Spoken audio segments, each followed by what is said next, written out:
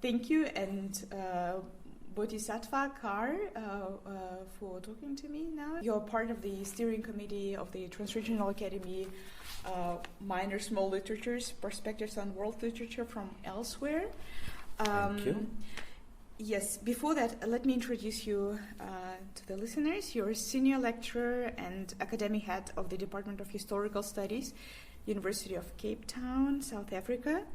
The title of the academy from Elsewhere was inspired by you. In which aspects of the overall theme are you particularly interested? Thank you, Bodha. It's a pleasure to be here. And when I was sent the title of this academy, then I noticed this interesting phrase, Perspectives on World Literature from Elsewhere. So then I began to think about this locative clause, from elsewhere. And I was I was a bit confused about it, because I thought if we are bringing perspectives, ostensibly divergent and different perspectives on world literature, then what is this particular locative clause doing here, from elsewhere? So then I was kind of trying to think a little more closely and even textually about this particular term, from elsewhere. And then when I was requested to suggest a few texts for a thematic discussion, as we do in these academies, then I immediately thought of the fantastic essays by Edouard Glissant, a Caribbean literary critique of great eminence, and who kind of both in a way belonged to and spoke against the tradition of negritude from the Caribbean. And in one of his kind of later books, Glissant, in Caribbean Discourse, Glissant speaks about this extraordinary power of the elsewhere, and kind of tries to theorize and conceptualize a notion of elsewhere there. And as I was kind of thinking and rereading in course of the academy this text with the colleagues, I also was reminded of Achille Mbembe's a Cameroonian philosopher based in South Africa currently, and Achille's work on African condition, questions of textuality, questions of subjectivity, etc. There, Achille also kind of has a very interesting take on the notion of elsewhere, which often the mainstream discussions do not foreground. So these two texts I selected Achille's piece and an excerpt from Glissant's work to think a little bit about the elsewhere, because in a way, and obviously in my own discussion, in my own thinking, as we always do, I diverted and digressed from those texts. But if I were to summarize the kind of discussions we had here, what we were kind of saying is that whenever we say something is from elsewhere, there is an implied notion of here there, yes. Right? Yes. So what are the heres that can have the privilege to talk about world literature? I think that's an important kind of question to ask, because it relates to questions of unequal circulation, questions of imbalance in translation, the one directionality of this one worldness. So obviously we had some discussions around that, in which all the participants brought very interesting kind of stories and experiences. But the other thing that I was also thinking, particularly kind of drawing on Glissant and Mbembe, was this, that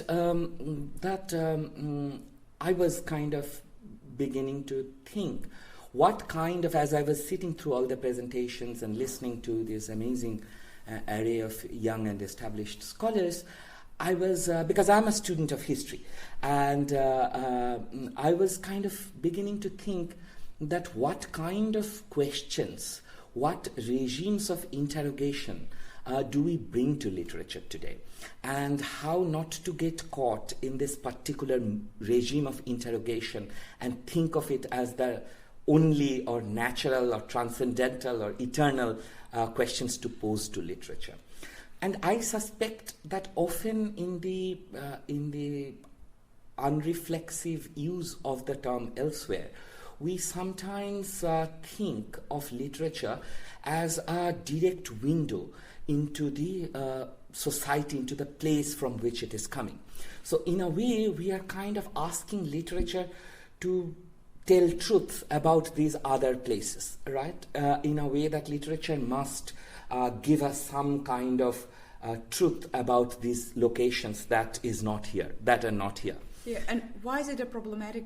So I was thinking, I can see why this is an interesting way of thinking about stuff, and we cannot deny that it has been kind of useful in the past and continues to be useful to some degree to ask these particular questions. But I just wanted to also alert everyone, which everyone knew already, but I just wanted to re-emphasize the point that literature is also an act of fabulation. It's a wonderful, dangerous, disturbing, seductive way of lying, right? Life-saving ways of lying. And Glisson had some very interesting discussions on trickster strategy, right? So literature does not simply reflect. It also exceeds, it also does something else than just giving truth about the society. And if we are not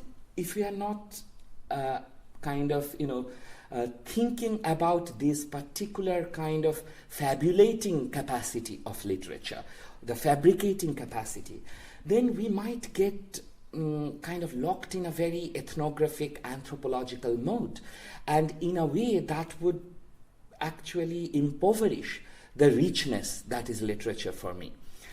So I was just kind of thinking about the elsewhere, not necessarily simply as a geographical otherness, but an elsewhere that is always necessarily implicated and embedded in the articulation of every here.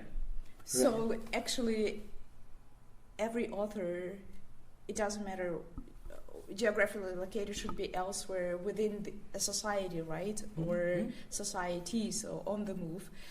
So elsewhere is probably then it's kind of useful, exactly, but not geographically, right? Exactly. It's an elusive promise, right? And sometimes, and because it is such a portmanteau description of otherness, because elsewhere is not we don't know where it is, right? It is somewhere else, not here. So it suggests a certain kind of restlessness.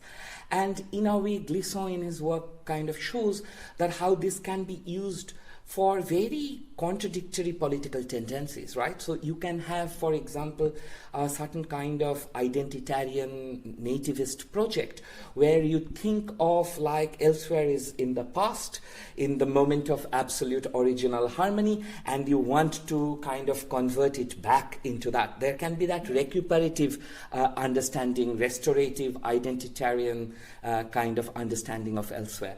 But then there can also be other notions of elsewhere that he talks particularly in terms of what he calls strategies of diversion, or what Achille Mbembe talks in terms of like how the very idea of Africa is embedded in a series of elsewheres, right? So you can think about like how this modern articulation of Africa comes from a series of exiled and diasporic positions, whether it is the Harlem Renaissance intellectuals, whether it is the negritude authors, and in a way, the very articulation of that identity occurs elsewhere as elsewhere.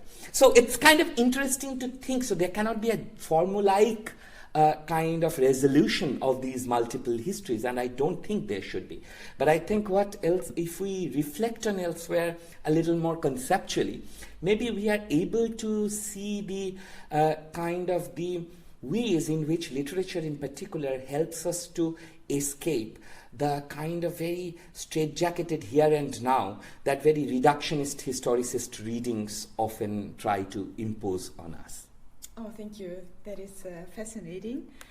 You talk about how elsewhere and also the projections and imaginations of continents, regions, and nations are interconnected. So the here and elsewhere is kind of in a constant dialectical kind of a relationship.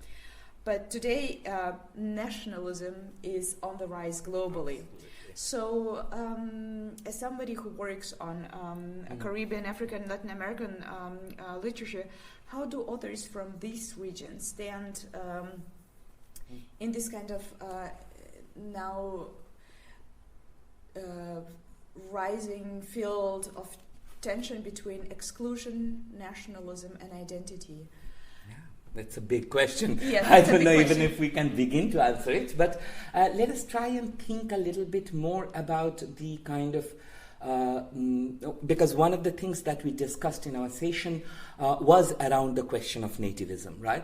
So I, along with these texts of Glisson and Mbembe, I also brought in what I found very interesting text by Eduardo Viveiras de Castro, the Brazilian anthropologist who for the last 2 decades has really, I think, challenged us through his work on Amerindian perspectivism to think about the idea of the native rather differently. So if I can just take a moment to digress here, it's something, and to kind of relate back to what we were discussing slightly earlier, is that there seems to be always an interesting kind of interdisciplinary relations at work. You know, in history, which is your discipline and mine, you remember that we used to have these kind of really unproductive questions whether history is a science or an art. Remember? Like we all had to answer that question at some point in our university life.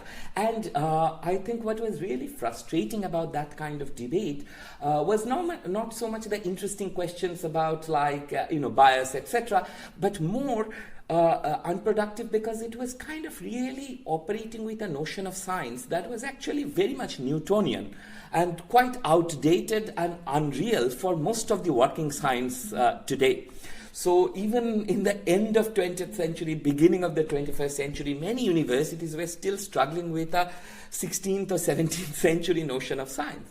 While science itself moved forward to much more interesting kind of ideas of undecidability and quantum physics and even genome. So these disciplinary gaps are always very instructive for me, right? Because we can say the same thing about physics and economics in certain way as physics moved, but these ideas of equilibrium, etc., Miroski has worked on that. And a similar thing probably can be said here in relationship to anthropology and literature. Because whenever we are kind of trying to reduce literature to this kind of anthropology, we are working with a notion of anthropology that is itself quite overcome in the discipline, at least in certain quarters of the discipline. And Viveiras de Castro's text was, in a way, for me, a good example to kind of, again, alert ourselves that how an anthropologist, an eminent anthropologist today, is thinking about the native and what he calls the relative native, and quite differently than the kind of truth claims or truth regimes in which anthropology had remained so caught. So where, in a way, among many other things, I think Viveiras de Castro's intellectual engagement with a Deleuzian framework was kind of useful for us because minor literature partly is also kind of a Deleuzian discursive formation.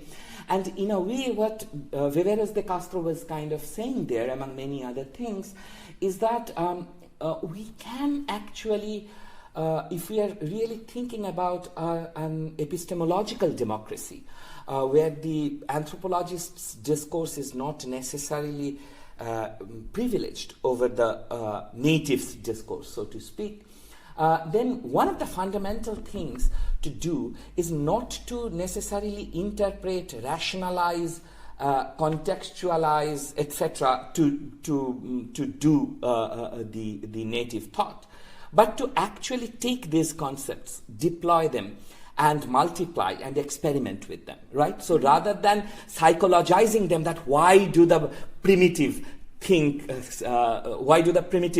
in this way, or what is the essential truth value of this particular statement, it is much more useful and productive. De Castro shows through a series of brilliant examples in the essay we chose that how one can take the conceptual world in terms of its own excess and deploy them, and can actually produce knowledge which is much more relational, which is much more, in a way, epistemologically democratic.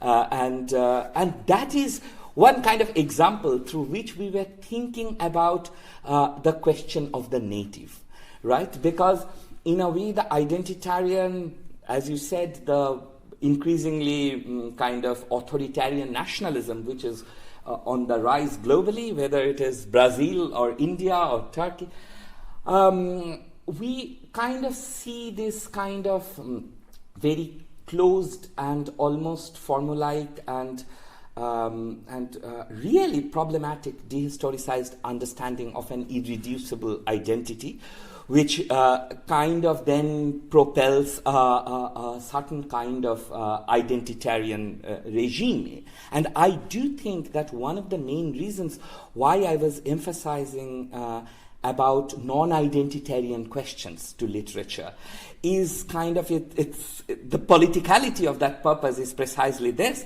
that there are ways to think about these issues, and literature, among many other things, but literature primarily, is a great way of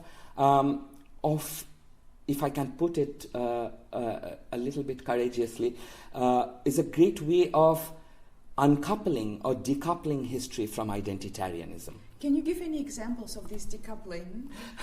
Well, if I can think of, I'll tell you a set of stories I have worked with for some time. These are stories about kind of in South Asia, about the sexual prowess of the enchanting women who turn people into sheep. Right. Mm-hmm. And these are kind of even the earliest recorded textual kind of references to the stories are almost from 7th and 8th century. The oral tradition might go back even earlier. And they are, so in an essay I was trying to do, I was trying to trace all the recorded kind of echoes of this story and how it changes. But the interesting thing for me, not so much a kind of a structural analysis of the story itself, but I was, as a student of history, I was much more amused, more than the story, which is fascinating itself, that how different people, particularly with the coming of colonialism and growth of like modern literary criticism, the kind of questions people were beginning to pose to these stories, right? So it was much more interesting to think about the reception and lives of these stories in terms of its audience rather than in terms of its narrators. And so while from the 7th, 8th century kind of sagely yogic kind of narrations, obvious, very problematic kind of articulations of gendered almighty power, then they eventually kind of begin to become stories of particular regions, kind of reflecting the unevenness of nation building, had a very different kind of gendered rereading. And people began to ask, for example, that because the stories often mentioned these places, right? And these places also contained references to places of one-legged people, places of mosquito kings, and so on and so forth. And in the 19th century, you can suddenly see a new group of readers are trying to find what these stories actually meant. And the very invention of allegory in this story is actually kind of part of a 19th century literature training in colonial institutions. And then it entered kind of Gandhi's talk, Gandhi referred to this story, and so on and so forth. It still has its own life. So, so this is kind of interesting to me and instructive to me, because I often think that rather than getting lost in the rabbit hole of categories and asking what it really is, it is often much more productive to think in terms of what it really does, right? So if you look at in terms of that, maybe that's one way of, I'm not saying that's the only way, but for me that was very, kind of doing that research was quite useful for me. But what does it, you say that kind of we as products of a certain period, interpret things or put the notions with which we grew up into a reading of certain things. But how does this inform our discussions about minor and world literatures? Sure. Thank you for bringing me back. So one of the things that, just to finish this story about this story, is that one of the things then increasingly became important in the tellings of these stories, the question of identity, right? Yes. So from 19th century then, kind of an obsessive kind of question is like, which country is this really about, and which particular group of people is it actually talking about?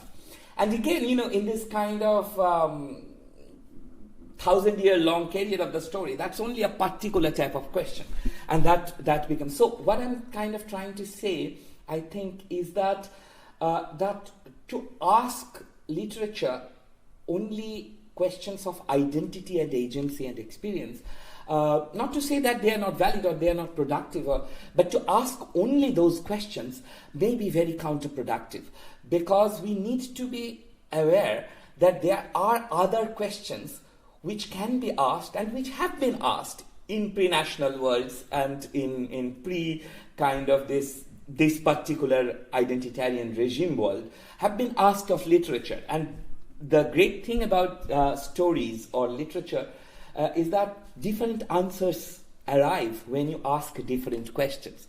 And in a way, I think that the real difficulty of collapsing ethnic or demographic minority into minor literature, which is kind of a trend that we are seeing, is deeply problematic, right? And I don't think, perhaps Casanova is a little bit responsible for that, but I don't think in the Deleuzian kind of framework, when we talked about, Kafka, and I don't think that was necessarily the only possible connection.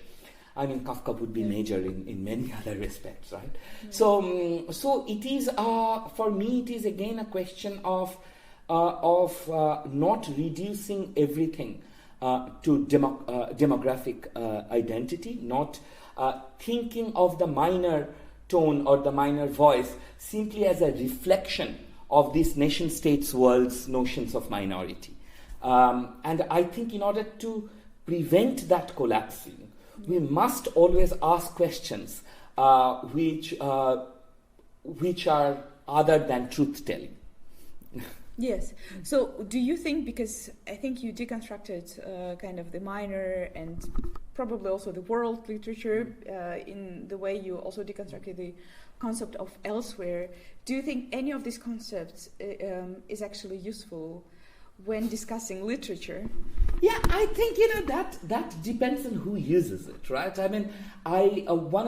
This actually came up in our discussion, and one of the things that I was kind of thinking is that another very interesting question that was raised in the academy was that kind of why do certain stories, which can be called philosophy, right, seem to travel faster and seem to be more universal than certain other stories which are called literary, right? Yeah. So why and that's an interesting question for me, because it relates back to the question of scale, etc.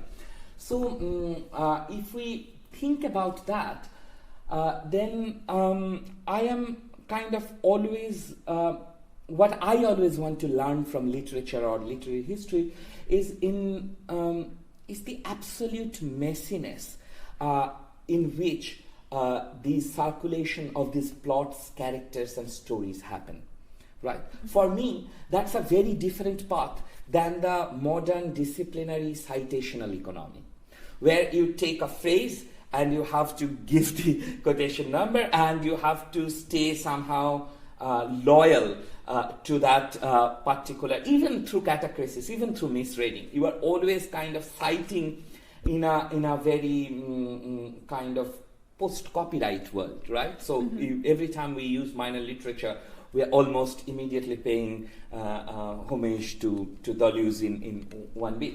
While I personally think Deleuze would prefer something completely different. And in my little experience of working about stories running across different languages, etc., I think plots, stories, and characters travel in very different ways between landscapes and languages, right? So they are something, a character can exit and enter at many points, gets transferred, and even sometimes to the point of being completely unrecognizable. And I think literature, particularly what we understand in the broadest sense, literature has this capacity of this kind of mobility, which does not necessarily tie it back to its origin in the way the citational economy of modern disciplinary knowledge does. In my own language, the language I can call first language, Bengali. In Bangla or Bengali, we use the word, like many other South Asian languages, the word sahitya for literature. It's a modern word, but it comes from the word, if we actually look at the etymological meaning, it comes from the word shohit, which is an adverb, with. Mm-hmm. So in a way, if I literally translate my word for literature, it is witness, which doesn't make any sense in English, but also does, right? So for me, the question is of, and many of our writers, particularly Tagore, have written about this, but I also kind of think about this particular word and the idea of witness. And that's what literature, for me, in a way, because it travels with, and every traveling with is also possible only if you lose a few things, right? Because you cannot travel with everything. So I want to keep alive this particular idea. Can you explain a little bit more on what does it mean to be with? Yes, so that is something really interesting, right? So if I'm in a certain kind of Bangla, if I walk with you, that's the way. If I am with you, that's the sahit, that's the with, right? And the word just means it's a noun form of that adverb. To take with you to a story, to take you to travel with you, to be with you. Tagore preferred this description. He interpreted it as being with everything else in the world. I would prefer personally traveling with everything, but it can be both or it can be neither. I mean, it's a question of witness. So it's a question of connection for me. It's a question of proximity and distance. It's a question of here and elsewhere. Yeah, it really unsettles kind of the concepts of small and minor and world, because it's a kind of a very relational category. Exactly. Right?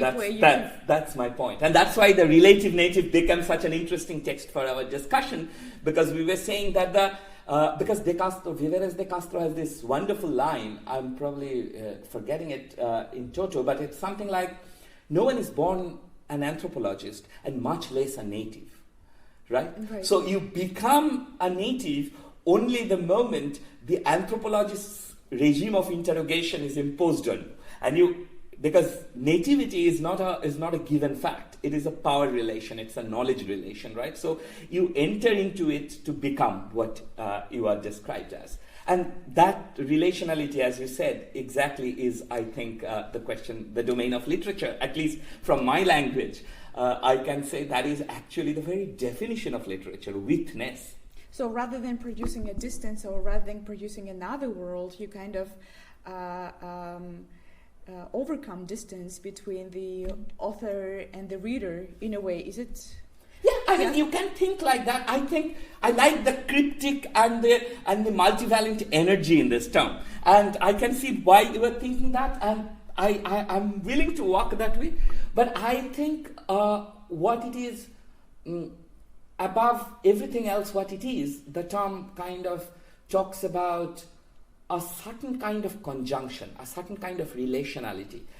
At least one thing, it may mean or may not mean several other things, but I am sure it means at least one thing, the term, that literature cannot be an art of isolation. Mm-hmm. Right? Mm-hmm. It is always something that has to do with somewhere else, something else, someone else. it also problematizes this understanding of elsewhere, Exactly. because it's a very different kind of implication that and conceptual kind of framework.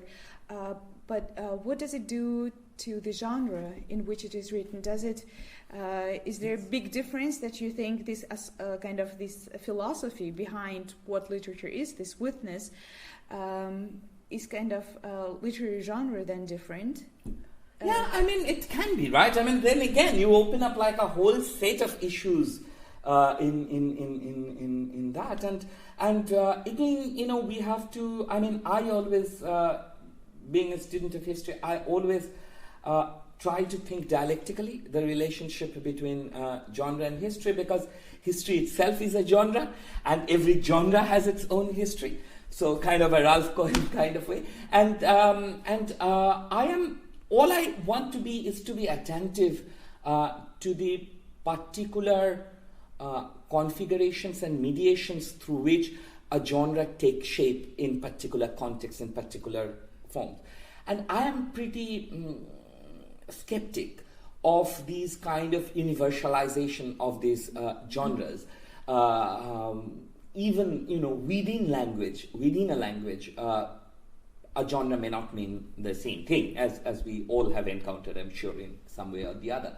So for me, the generic question is particularly interesting precisely because not only to understand the text itself, in fact, not so much to understand the text itself, but to understand the textual circuit or structure in relation to which the text claimed to make sense or did not make sense. So for me, it is always a question of the genre. Actually, for me, is a question of elsewhere, because it locates the text outside its kind of, or in relation to certain other structures, to certain other cultural or literary facts to which there is always a conversation to be had and we have.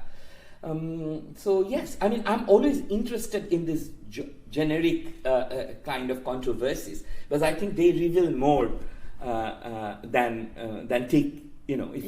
taking them as granted. Yeah. Well, these are very interesting kind of interruptions into this topic. Thank you very much.